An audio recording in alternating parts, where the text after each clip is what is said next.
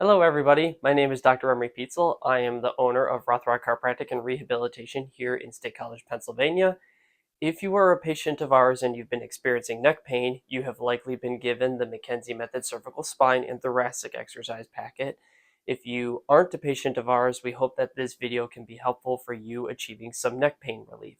So the exercise we're going to go over is in that packet. It's the second exercise on the first page called seated or standing retractions.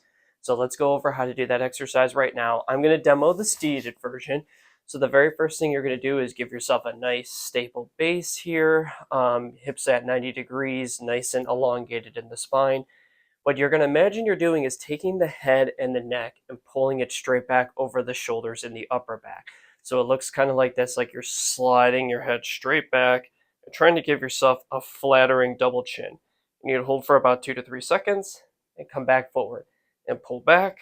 1, 2, come back forward.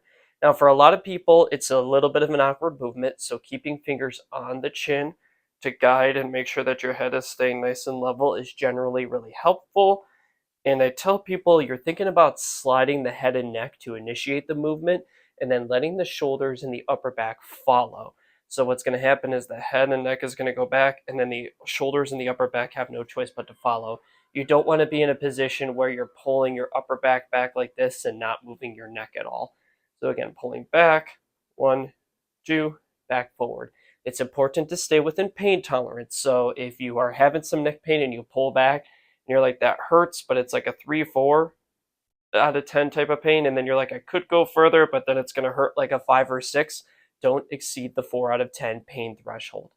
Now, a way to progress this is if you want to take your fingertips and give a little bit of a push in, so that way you pull back and then add a little bit of an overpressure push for 1, 2. That's a way to kind of progress that exercise.